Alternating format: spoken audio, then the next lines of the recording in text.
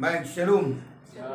Selamat malam Bapak Ibu Saudara-saudara sekalian. Saat ini merupakan ibadah perdana untuk kelompok sel Bartolomeus. Sebenarnya kita banyak sekali ya. Ada mungkin sekitar 17 keluarga. Ada ya? Bartolomeus? Nggak ada. Berapa? 10 ya.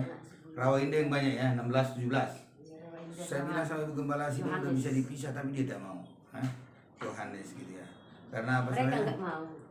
Itu nggak sehat kalau terlalu banyak, ya kan?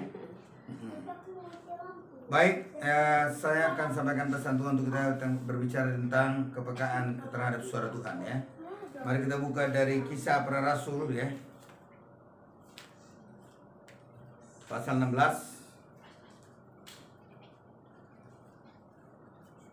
ayat 1 sebenarnya sampai ayat 12, tapi ini saya simpelkan aja. Nah, ini anak-anaknya rekamannya jangan dulu. Ini tolong, siapa yang bisa jaga dia? Mamanya lagi yang jaga ya? Udah ganggu nanti ini. Aduh. Ya kan? Ya, sudah mantap. Baik ya. Ini saya akan baca dari ayat 4, saya baca, sudah baca ayat 5, nanti kita sampai ayat 9. Sudah bisa ya? Sudah dapat ya? Saya baca ayat 4, Kisah Para Rasul pasal 16 ya. Baik, sudah ya? Belum ah? Tadi udah aku bilang ya dari awal? Ulang ya? Iyalah. Memang harus diulang-ulang, makanya ada kitab ulangan. Karena manusia sebabnya lupa-lupa dia kan? Konsentrasi. Ibu Gembala bilang, ulangi katanya. Harus PK terhadap Ibu Gembala sedang nanti diubah saya di rumah saya. Ya oke. Biasanya ibu begitu berkhotbah dia di rumah. Saya pendeta di mimbar, dia pendeta di dapur dia. Pendeta di rumah dia. Baik, saya akan baca 4 ya. Dalam perjalanan keliling dari kota ke kota, Paulus dan Silas menyampaikan keputusan-keputusan yang diambil para rasul dan penatua di Yerusalem dengan pesan supaya jemaat-jemaat menurutinya. Demikianlah jemaat-jemaat diteguhkan dalam iman dan makin lama makin bertambah besar jumlahnya. Mereka melintasi tanah Frigia dan tanah Galatia karena Roh Kudus mencegah mereka untuk memberitakan Injil di Asia.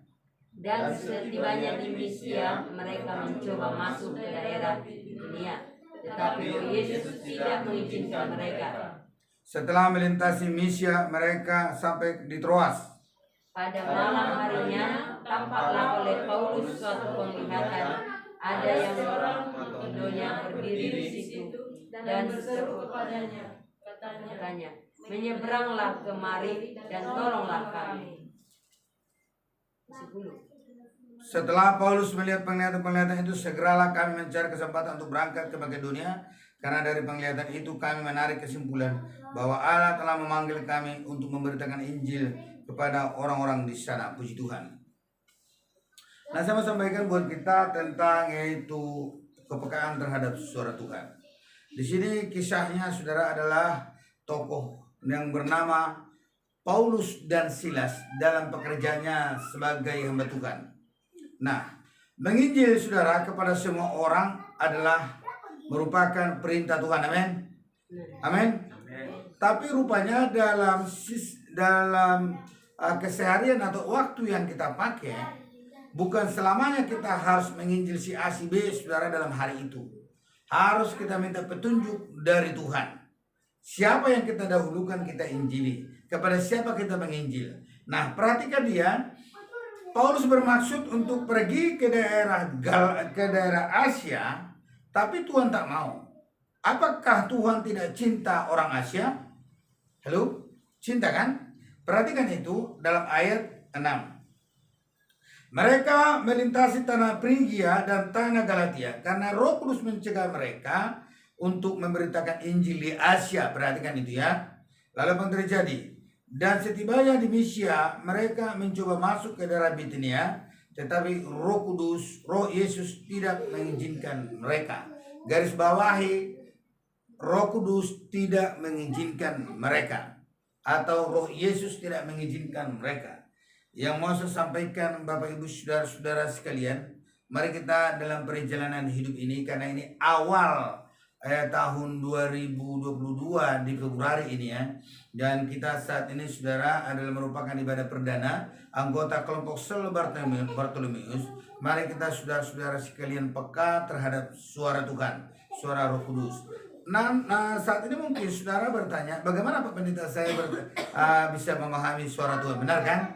Nah, suara Tuhan itu saudara adalah biasanya dia satu dari Alkitab, itu yang pertama untuk kita saat ini. Makanya harus dengar-dengaran kepada firman Tuhan, harus membaca firman Tuhan, karena dalam Alkitab itu saudara banyak sekali perintah Tuhan yang akan kita lakukan. Jadi itu yang pertama. Bahkan juga saudaraku bahwa suara Tuhan itu juga adalah juga dalam skop penggembalaan, itu adalah juga diberikan kepada gembala. Maka domba-dombaku mendengarkan suaraku, aku mengenal mereka dan mereka mengikuti aku. Kenapa ada gembala, ada domba ditaruh dalam Alkitab? Bahwa manusia yang hidup dalam dunia ini tidak bisa tidak tergembala, harus tergembala. Nah, harus tergembala. Maka oleh karena itu, nah kepada jemaat harus mendengar suara gembala. Amin. Harus mendengar suara gembala, jangan mendengar suara yang lain. Maka oleh karena itu saya berharap kepada kita semua sebagai anggota gereja, ya. Dan saya juga selalu tayang saudara dalam program obat tidur. Saya selalu canangkan kepada mereka supaya mendengar suara gembala dan juga saudara-saudara sekalian taat kepada apa yang Tuhan katakan. Nah demikian juga saudara, seperti Paulus ini kan kelihatannya menginjil kepada Asia itu penting, tetapi Tuhan menyuruh dia ke Makedonia. Nah itulah pentingnya kepekaan. Nah kemudian dalam akhir zaman memang Alkitab telah menubuatkan baru karena terunamu anak-anakmu laki-laki dan perempuan akan bernubuat, mereka akan mendapat penglihatan dan ini adalah zamannya itu. Nah, orang-orang akan mendapat penglihatan, orang-orang akan bernubuat, orang-orang akan mendapat mimpi dan berasal dari Tuhan, tapi juga ada berasal dari yang lain. Nah, oleh karena itu saudaraku, ini pentingnya kita peka terhadap suara Tuhan. Nah, suara Tuhan bisa juga lewat mimpi saudaraku. Nah, bisa juga saudara diberikan Tuhan sama kita penglihatan untuk saat ini. Karena apa? Ini saatnya adalah pencurahan Roh Kudus dan kita sudah berada di akhir zaman. Kita sudah berada di akhir zaman, ya. Maka oleh karena itu saudara-saudara sekalian, biasanya kalau kita mendapat penglihatan, kita mendapat mimpi, kita mendengar suara Tuhan, kalau itu dari Tuhan, dia berikan tanda-tanda peneguhan. Contoh, kalau seseorang saudara seperti saya, Tuhan bilang, itu kau pergi ke sana, kau mengikuti itu Injil itu, dia terikat. Nanti akan ada orangnya yang kalau enggak akan ada orang memberitahu bahwa saya akan ke sana. Dan nanti akan ada kesembuhan. Nah, artinya apa? Mimpi, penglihatan, saudara, suara Tuhan akan ada peneguhan dari beberapa orang-orang di sekitar kita. Itu, amin. Peneguhan, ada peneguhan. Nah, oleh karena itu saya berharap kepada kita semua supaya kita memiliki hubungan yang baik dengan Tuhan. Jadilah kita menjadi umat yang mau dengar-dengaran kepada firman Tuhan, mau juga saudara mendengar suara gembala, dan karena gembala sidang juga adalah berasal daripada Tuhan. Amin. Saya saudara yakini bahwa saya adalah gembala yang Tuhan tempatkan bagi Anda. Kalau Anda tidak yakin, lebih bagus Anda saudara tidak bersama dengan saya. Karena apa? Bagaimana saudara bersama dengan saya kalau Anda tidak yakin bahwa aku adalah gembalamu? Benar? Bahwa aku berasal daripada Tuhan bagimu. Maka oleh karena itu Anda harus meyakini itu. Jadi saudara-saudara sekalian, saudara boleh menilai saya. Apakah saya nabi palsu? Apakah saya saudara-saudara sekalian gembala yang hanya semut besar tapi tidak ada perlakuan? Maka suatu hal yang mau saya katakan saat ini saudaraku, perlunya kita peka terhadap suara Tuhan, terhadap suara Roh Kudus. Salah satu saudara-saudara sekalian, kalau kita mendengar atau melalui mimpi, melalui orang lain, biasanya ada peneguhan. Dan saya mau katakan kepada gembala-gembala, kepada domba-domba yang saya gembalakan, mari peka terhadap suara Tuhan dan suara gembala. Gembala adalah Tuhan tempatkan bagi Anda. Amin. Kemudian kita melihat bagaimana mereka ketika mereka saudara menyampaikan Injil di Makedonia, maka semakin tersebar dan luar biasa jemaat di sana bertobat. Nah, artinya kalau kita mendengarkan suara Tuhan, maka kita akan berhasil. Amin. Kita akan berhasil. Kita akan berhasil saudara-saudara sekalian. Nah, kemudian kita melihat juga orang yang tidak mau dengar-dengaran kepada Tuhan, dia melanggar. Dia mendengar suara Tuhan tapi dilanggar, saudara. Nah, perhatikan ini. uh, 1 Tawarik 13. Ada abdi Allah dari Yehuda yang masih muda. Nah ini dia mau melanggar suara Tuhan Tuhan sudah bicara kepadanya tapi dia tidak mau oleh karena dia dengar orang. Jadi dia dengar orang. Ya, lalu dia saudaraku akhirnya ya dia digoda oleh seniornya. Karena biasanya senior dianggap hebat ya. Padahal dia terjerumus ya. 1 Tawarik 13 ya. Mana? 2 Tawarik atau 1 Raja-Raja ya? Tolong. Nabi dari salah menulis yang di mana nih? Ya, dari 1 Raja-Raja ya, 1 Raja-Raja. 1 Raja-Raja 13 ya, perhatikan. Ini abdi dari Yehuda ya. Nah, dia saudara-saudara sekalian ya. Karena Raja Jerobeam mempersembahkan sesuatu kepada Tuhan, lalu dia datang disuruh Tuhan dengan singkat cerita. Tolonglah dulu baca Bapak Simanjunta Bapak Gio ya, ayat 4 ya, kita ikuti dia. Ini penting ini ya. 1 Raja-Raja ayat 13. Ya. 1 Raja-Raja 13 ayat 4. Ya. Tuhan. Demi Raja Yerobeam mendengar perkataan abdi Allah yang diserukannya terhadap Mesbah di Betel itu. Ya. Ia mengulurkan tangannya dari atas Mesbah dan berkata, tangkaplah dia. Ya. Tapi tangan yang dilulurkannya terhadap orang itu menjadi kejam, sehingga tidak dapat ditarinya kembali. Nah, ini Raja Jerobeam mempersembahkan korban lalu berkata, sebenarnya kan bukan dia mempersembahkan korban. Lalu saudaraku dia berkata, dia bilang mengulang itu nabi itu, lalu terus baca ya. Ayat 5, Mesbah itu pun pecahlah sehingga abu yang di atasnya tercurah sesuai dengan tanda ajaib yang diberitahukan abdi Allah itu Ya. atas perintah Tuhan. Terus Ayat 6, lalu berbicara raja dan berkata kepada abdi Allah itu, ya. mohonkanlah belas kasihan Tuhan Allahmu dan berdoalah untukku supaya tanganku dapat kembali. Dan abdi Allah itu mohonkan belas kasihan Tuhan. Ya, jadi perhatikan di sini saudara-saudara sekalian bahwa abdi Allah itu saudaraku akhirnya memohon belas kasihan Tuhan karena apa? Tangan raja itu sudah apa? Sudah nggak berdaya lagi, sudah lumpuh ya kan? Sudah penyakit kusta dan lumpuh. Jadi apa yang terjadi sudah kasihan Tuhan ayat 6. Lalu berbicaralah raja kepada abdi Allah itu, mohonkanlah belas kasihan Tuhan Allahmu dan berdoalah untukku supaya tanganku dapat kembali. Dan abdi Allah itu memohon belas kasihan Tuhan, dan maka tangan raja itu dapat kembali dan menjadi seperti semula. Nah ya kan, lalu apa yang terjadi? Nah dikatakan begini, raja itu ayat 7 sampai ayat 8 mengajaknya untuk makan roti di rumahnya. Perhatikan ya, baca bersama-sama kita ayat 7 dan 8, 2, 3 ya. Kemudian berbicaralah raja kepada abdi Allah itu, marilah bersama-sama dengan aku ke rumah, segarkanlah badanmu. Sesudah itu aku hendak memberikan suatu hadiah kepadamu. Ayat 8. Tetapi abdi Allah itu berkata kepada raja, sekalipun setengah dari istanamu kau berikan kepadaku, aku tidak mau singgah kepadamu. Juga aku tidak mau makan roti, minum air di tempatmu. Nah perhatikan, dia tidak mau ya. Kalaupun setengah katanya istana diberikan. Lalu apa dikatakan kenapa dia tidak mau? Ayat 9. Baca bersama-sama 2, 3 ya. Sebab beginilah diperintahkan kepadaku atas firman Tuhan, jangan makan roti atau minum air, dan jangan kembali menurut jalan yang telah kau tempuh itu. Lalu pergilah ia melalui jalan lain, dan tidak kembali melalui jalan yang diambilnya untuk datang ke Betel. Perhatikan, kenapa dia tidak mau makan atau tidak mau terima upah dari raja itu? Padahal kan kalau biasanya dipanggil ke istana, orang kan bangga ya, dan saya percaya upahnya akan besar dikasih. Tetapi karena Tuhan perintahkan jangan. Ya, itulah pentingnya saudaraku, bahwa lebih penting kita melakukan perintah Tuhan, mendengar suara Tuhan dan melakukannya, daripada uang atau segalanya dalam dunia ini. Kadang-kadang saudara-saudara sekalian kita lihat, kalau sudah kita lihat rupiahnya, bisa saudaraku jiper ya mentalnya, ya kan? Orang-orang biasanya begitu apalagi hari zaman. Tapi ini Nabi yang perlu diteladani dalam hal ini tentang itu. Tapi perhatikan Bagaimana dia saudaraku seiring waktu, dan karena dia nggak kuat dalam prinsipnya tentang mendengar dan melakukan suara Tuhan, nggak kuat prinsipnya, dia mati sendiri dia. Perhatikan, dimakan singa dia. Jadi harus kuat kepada prinsip yang kalau kita dengar suara Tuhan itu. Perhatikan ya,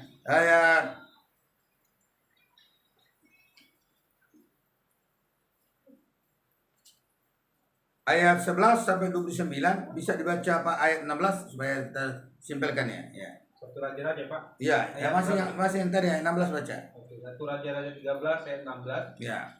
Tetapi jawabnya, aku tidak dapat kembali bersama-sama engkau dan singgah kepadamu. Aku tidak dapat makan roti atau minum air bersama-sama engkau. Ya, di ini tempat ini. karena ada nabi tua, perhatikan ayat 11. Di Betel diam seorang nabi tua, anak-anaknya datang menceritakan. Jadi ada anak-anaknya datang menceritakan tentang apa yang dilakukan kepada raja itu. Lalu nabi tua itu membusuk dia. Lalu ayat 16 tadi apa? Ayat 16, tetapi jawabnya, aku tidak dapat kembali bersama-sama engkau dan singgah kepadamu. Ya. Aku tidak dapat makan roti atau minum air bersama-sama engkau di tempat ini. Ya, terus. Ayat 17, sebab telah diperintahkan kepadaku atas firman Tuhan, jangan makan roti atau minum air di sana. Jangan berjalan pulang melalui jalan yang telah kau ambil itu. Lalu apa kata nabi tua itu? Terus. Ayat 18, lalu jawabnya kepadanya, aku pun seorang nabi juga seperti engkau. Dan atas perintah Tuhan, seorang malaikat telah berkata kepadaku bahwa dia pulang bersama-sama engkau ke rumahmu, supaya ia makan roti dan minum air, tetapi ia berbohong. Nah, nabi tua itu berbohong kan? Tahu, perhatikan, dia nabi tua itu saudara membujuk dia dan dia berbohong karena dikatakan di atas perintah Tuhan seorang malaikat telah berkata kepadaku. Jadi bukan Tuhan, seorang malaikat Tuhan bisa setan ya toh? Kan dikatakan dia berbohong. Nah, dia nggak tahan dengan prinsip yang dia miliki, yang dia terima dengan Tuhan. Dia tidak tahan, saudara-saudara sekalian, mempertahankan diri. Dia tidak komitmen, dia tidak konsisten dengan apa yang dia dengar dari Tuhan. Lalu apa yang terjadi? Terus baca. Ayat 19, kemudian orang itu kembali bersama-sama dia. Ya. Lalu makan roti dan minum air di rumahnya. Makan roti dan minum air, ya kan? Dibujuk dia kan? Nah, ini kadang-kadang saudaraku seperti terus.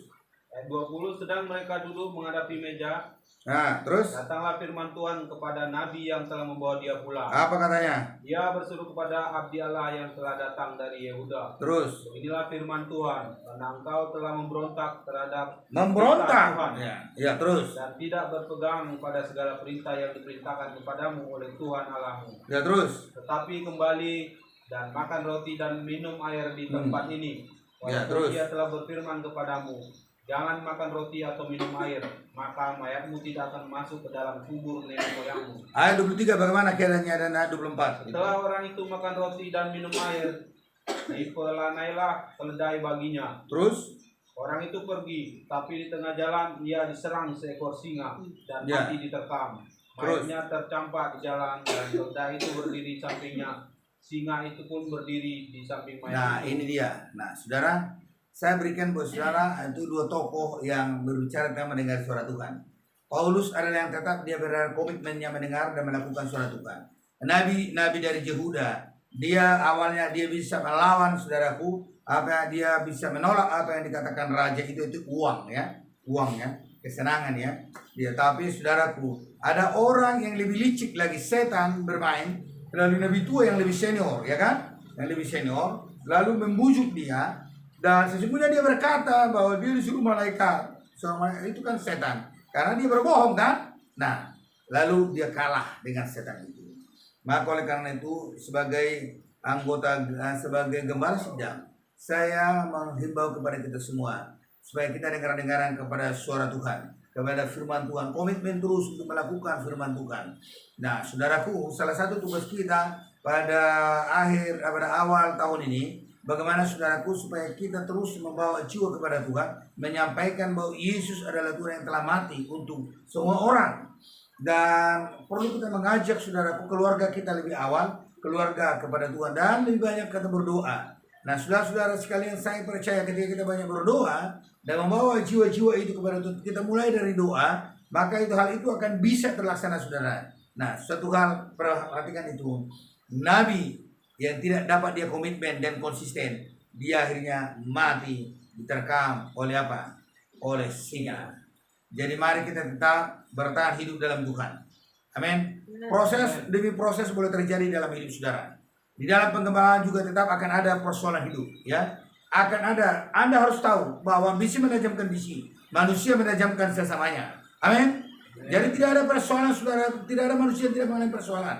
Di gereja akan ada masalah, di rumah tangga ada masalah, di komunitas pekerjaan ada masalah, di mana-mana ada masalah. Tetapi mari kita memandang kepada Dia yang telah menebus saya dan saudara-saudara sekalian. Mari kita memandang kepada salib. Amin. Karena apa? Bagaimanapun saudara, baiknya saudara, Anda tidak bersalah, Anda tidak berdosa. Tetapi untuk membentuk saudara, untuk semakin indah di hadapan Tuhan, maka kadang-kadang hak kita pun diambil oleh orang. Kita pun dihina, kita pun dicaci. Padahal bukan kita yang melakukan. Karena apa? Pembentukan yang sesungguhnya untuk bisa kita mencapai seperti Kristus adalah ketika hak kita saudara pun diambil. Ketika kita dihina, padahal kita tidak menghina Dia atau tidak menggubris Dia. Nah saudara, seperti itu adalah pembentukan. Namun suatu hal, adakah kita taat kepada Tuhan sampai kesudahan zaman? Adakah kita terus melakukan firman Tuhan sampai kesudahan zaman? Jadi pesan Tuhan pada malam ini buat Bapak Ibu saudara-saudara sekalian pada kelompok sel ini, mari kita peka terhadap suara Tuhan. Suara Tuhan biasanya akan ada tanda-tanda, amin, diteguhkan oleh Tuhan. Kadang-kadang saudara, proses memang terlalu sakit, rasanya tidak mampu menghadapinya, rasanya tidak mungkin. Tetapi suatu hal, saya mau katakan bahwa Tuhan mencintai saya dan saudara-saudara semua. Kita ada dalam tangannya. Kita sedang direndah, saudaraku, atau diukir bagaimana untuk bisa sama seperti Dia, saudaraku yang dikasihi dalam Tuhan, yaitu menderita. Karena panggilan orang Kristen ada dua. Satu adalah percaya mengakibatkan masuk surga, kemudian adalah menderita untuk Dia. Jadi dalam perjalanan hidup orang Kristen tetap ada penderitaan. Amin. Baik, puji Tuhan, ini firman Tuhan yang akan yang sudah saya sampaikan buat Bapak Ibu saudara-saudara sekalian. Kiranya kita semakin peka terhadap suara Tuhan. Tetaplah ya kita dalam Tuhan, bagaimanapun prosesnya, bagaimanapun saudaraku penderitaan yang kita alami. Kalau masih ada proses penderitaan, kalau masih ada penderitaan, berarti Anda masih bernapas. Ketika naik level lagi penderitaan, naik besar, semakin besar lagi, berarti imanmu semakin ditinggikan oleh Tuhan. Mari kita berdoa. Bapak, kami bersyukur, berterima kasih kepada Tuhan kalau Tuhan mengajari kami untuk boleh kami komitmen Bapak dalam melakukan firman Tuhan. Ketika kami mendengar suaramu, maka kami akan bisa melakukannya dan bertahan hidup dalam kesucian, bertahan dalam hidup apa yang Tuhan katakan, sebagaimana ya Tuhan Yesus Paulus. Dan kami tidak mau seperti Nabi dari Yehuda yang oleh karena goyangan yang orang lebih senior dari dia padahal berbohong, yang akhirnya dia mati konyol dimakan oleh singa. Kami tidak mau mati konyol Tuhan. Kami mau ya Bapak surgawi Engkau sertai. Kami mau Bapak Engkau menjamah kami. Kami mau ya Tuhan hidup seperti Engkau. Maka oleh karena itu mampukan kami Bapak surgawi untuk hidup seperti Engkau ya Bapak. Kadang-kadang persoalan hidup terlalu berat bagi kami ya Tuhan. Tapi suatu hal bahwa pencobaan-pencobaan yang kami alami adalah pencobaan biasa yang tidak melebihi kekuatan kami. Manakala pencobaan itu datang, Engkau memberi solusi sehingga kami dapat menanggungnya. Terima kasih Bapak. Terpujilah Engkau ya Tuhan. Dan saya berdoa, Engkau berkati kami semua, berkati anak-anak-Mu ya Tuhan, kuatkan iman kami. Dalam nama Yesus Tuhan kami berdoa bersyukur. Haleluya, haleluya. Amin. Ya puji Tuhan.